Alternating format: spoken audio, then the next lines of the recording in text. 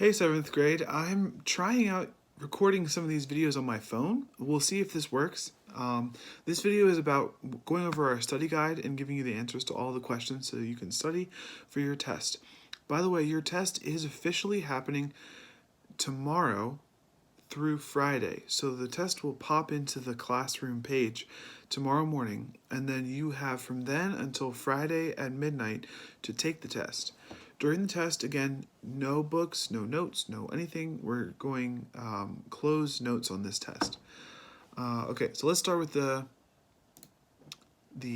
study guide here. So the first question is, plants are a group of living things that are different from any other one. What characteristics and unique cell parts do all plants share? So plants all share the characteristic that they make their own food. If you think about this, it's insane because that means they never have to eat. They can stay in one spot. They never have to consume anything else. They can survive pretty much anywhere.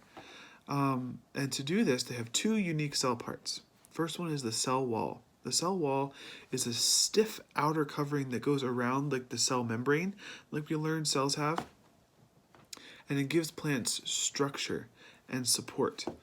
The other unique cell part is the chloroplast, which holds the chlorophyll, which can do photosynthesis. So with both of those things, it gives plants their unique characteristics. Scientists divide plants into groups based on two things. What are those two characteristics? They divide them into groups based on whether or not they have vascular tubes and whether or not they have seeds. So if you have seeds and vascular tubes, you go into a certain group. If you don't have seeds and you don't have vascular tissue, you go into a different group. But those two characteristics are what each group is divided based on. What are vascular tubes? Vascular tubes are basically tiny tubes inside of the stalks and the leaves of plants that transport stuff. There are two kinds of vascular tubes, xylem and phloem. Xylem, spelled Xylem, is the tubes that carry things upwards from the roots up into the leaves and shoots of the plant. Xylem carries water and nutrients in the tubes. The other kind of tube is phloem, which carries things downwards, and phloem brings sugar, and it also has water in it as well, but that's just more for transporting stuff. It mostly brings sugar from the leaves to all the other parts of the plant so they can be fed and stay alive. What type of plants would you find in the non-vascular seedless category? Non-vascular means they have no transport tubes, which means that the plants have to be very short. Otherwise, the top parts of the plants would die from lack of food and lack of water. So the non-vascular, also seedless groups are the mosses, the hornworts, and the liverworts. Mosses, hornworts, liverworts. Those three things are the type of plants that are in this category. Which plants would you find in the vascular seedless category? These are things like ferns, horntails, or horsetails, ferns, horsetails. Those are the things you would find, and club mosses are the things you would find in the vascular seedless category. Ferns, horsetails, club mosses, vascular, seedless. So they can be taller, they don't have seeds, but they still reproduce using spores, which is what seedless plants use other than seeds to carry their genetic material and produce a new plant. They use spores. Okay, so then you have the vascular seed plants. And the vascular seed plants are broken up even further into gymnosperms and angiosperms. The things that make these two guys different is the way that they hold their seeds.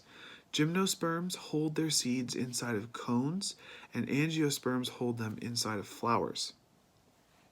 Also, almost all gymnosperms are pine trees or other trees that produce needles rather than leaves and keep their needles all year long. Angiosperms are flowering plants, and so they don't hang on to their leaves in the fall, and they usually will die off over winter and then come back in the spring. What physical structure do angiosperms use to make and hold their seeds? Flowers. What physical structure do gymnosperms use to hold their seeds? Cones. when you look at a flower, you can see both of its female and male parts. What's the name for the male part that makes pollen? The male part of a flower that makes pollen is called the anther. And the anther is this tiny thing, and you can see it. It almost looks like it's dusty. You can dust stuff off of it because it's creating little pollen grains. The name for the female part that receives the pollen is the stigma. And it's on the end of this long green stalk, I guess you would call it.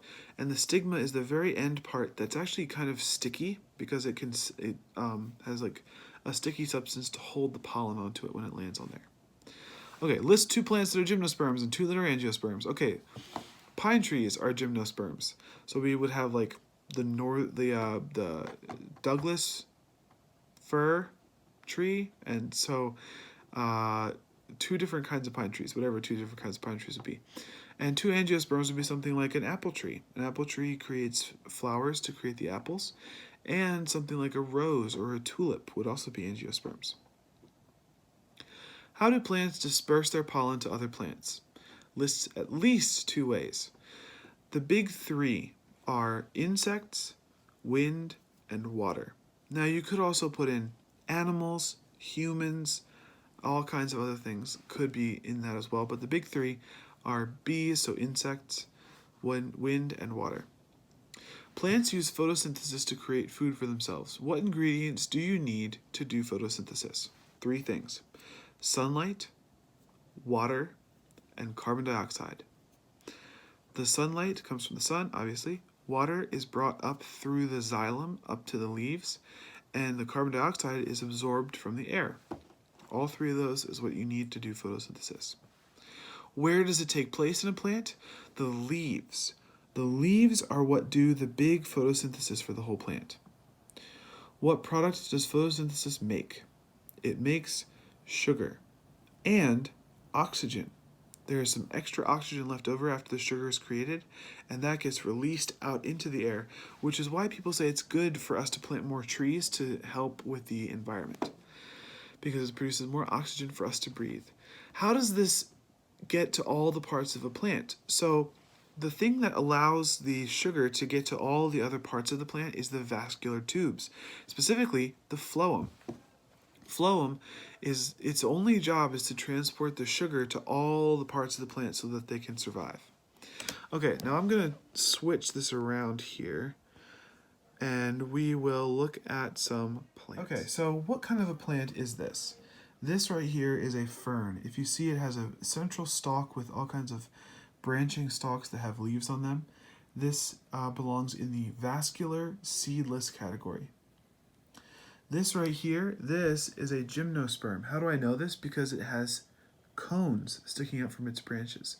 This belongs in the vascular seed plants, specifically gymnosperm category. This is an angiosperm, so a vascular seed plant. And I know that because it has flowers. If you see flowers, think angiosperms. All right, that does it. So you can use this video to help you study, and use your notes, use any of the videos I made previously to this to help you study for your test, which is going to show up tomorrow. Thank you very much. See you later.